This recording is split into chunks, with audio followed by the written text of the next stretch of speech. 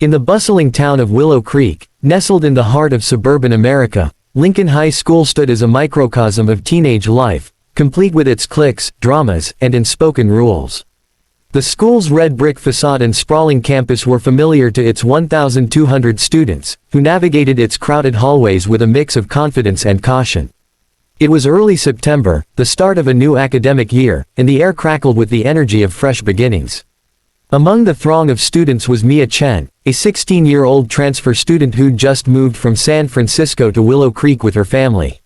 She was an enigma to her peers, quiet, with jet black hair tied back in a neat ponytail, and sharp, observant eyes that seemed to miss nothing.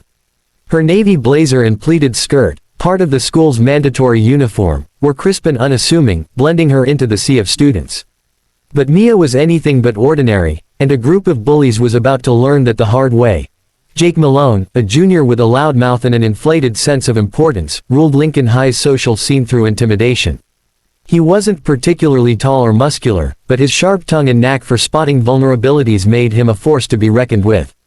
Flanked by his two loyal sidekicks, Tyler Reed, a wiry kid with a penchant for crude jokes, and Matt Carver, a stocky boy who always had his phone out to record their antics, Jake had spent the last 2 years cementing his reputation as the school's top bully. Their targets were usually the vulnerable, freshmen too timid to fight back, kids who didn't fit in, or anyone who dared to stand out without their approval. The trio thrived on the power they wielded, their pranks escalating from verbal taunts to public humiliations. Their latest scheme, pulling down a girl's skirt in the hallway for laughs, had become their signature move, a cruel stunt that fed their egos and left their victims mortified. Mia, the new girl, caught their attention on her second day.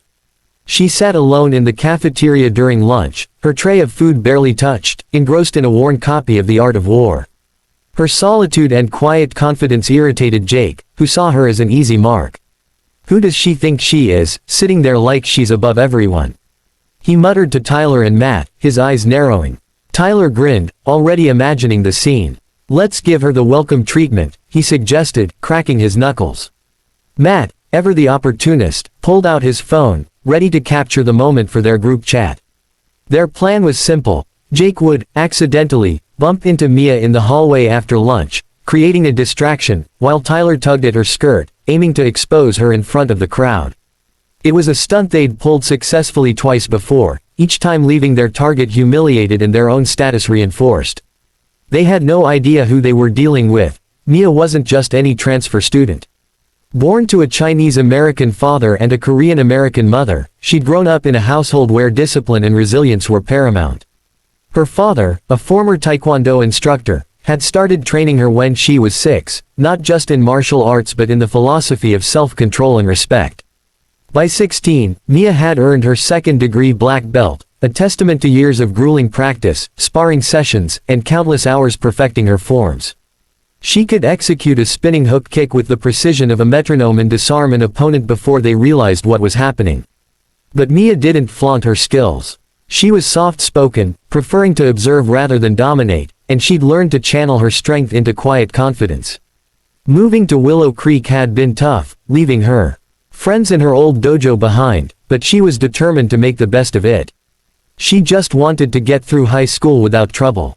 Trouble, however, had other plans. The lunch bell rang, and the hallways surged with students rushing to their next classes.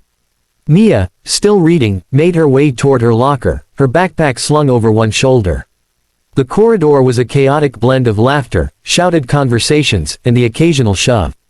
Jake, Tyler, and Matt spotted her near the science wing, her head down, oblivious to their approach. Jake gave a subtle nod, and the trio moved into position, weaving through the crowd with the ease of predators stalking prey. The hallway was packed, the perfect stage for their stunt, with dozens of students to witness the new girl's embarrassment. Jake quickened his pace, closing the distance, while Tyler hung back, ready to strike. Matt, phone in hand, angled for the best shot, already imagining the likes their video would get. As Mia reached for her locker, Jake, accidentally, shoulder-checked her, hard enough to make her stumble. Her book slipped from her hands, hitting the floor with a soft thud. "Oh, my bad, new girl," Jake said, his voice laced with mock apology. A few students slowed, sensing something was about to go down.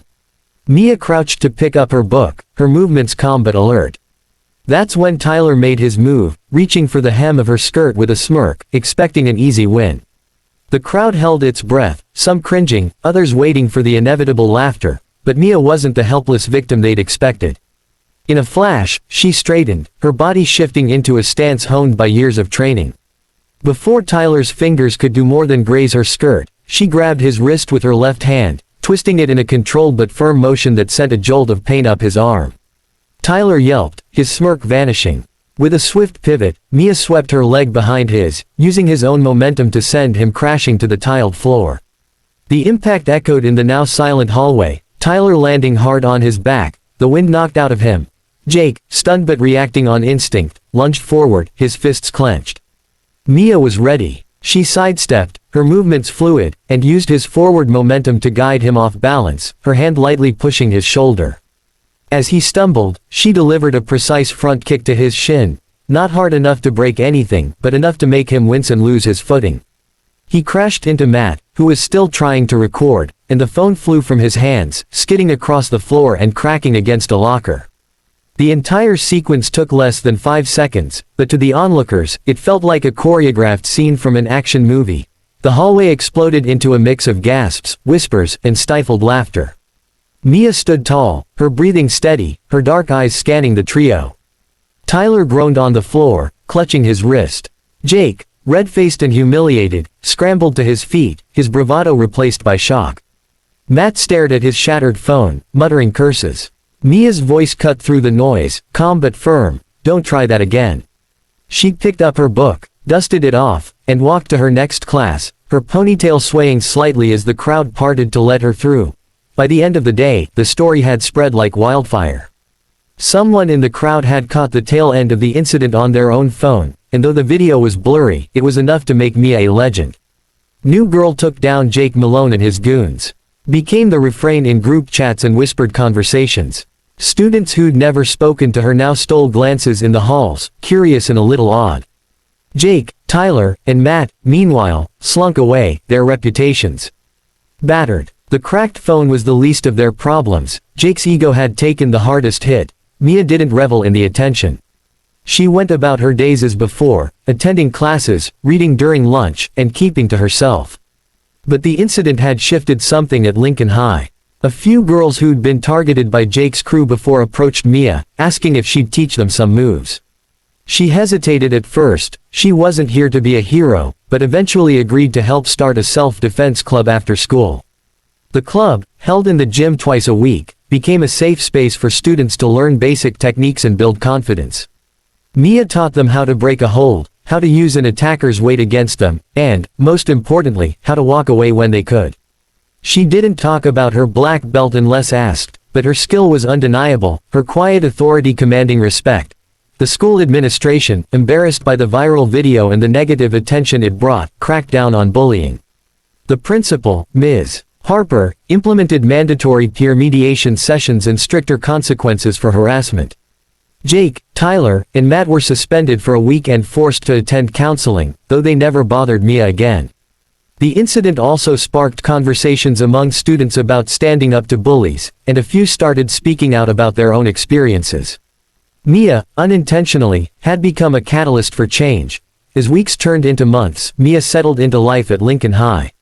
She made a few friends in the self-defense club, including a shy freshman named Lila who'd been inspired by Mia's courage. She joined the debate team, finding a new outlet for her strategic mind, and even started smiling more in the halls. The bullies, meanwhile, faded into the background, their influence diminished. Jake tried to regain his swagger, but the memory of his takedown lingered, and students were less afraid of him now. Mia never sought the spotlight, but her actions that day in the hallway had ripple effects. She'd shown her peers that strength wasn't about being the loudest or the meanest, it was about standing your ground with dignity. For the students of Lincoln High, and especially for those who'd felt powerless, Mia Chen was a reminder that even the quietest person could fight back, and win. And for Jake, Tyler, and Matt, it was a lesson etched in bruised egos and a cracked phone screen: never underestimate the new girl.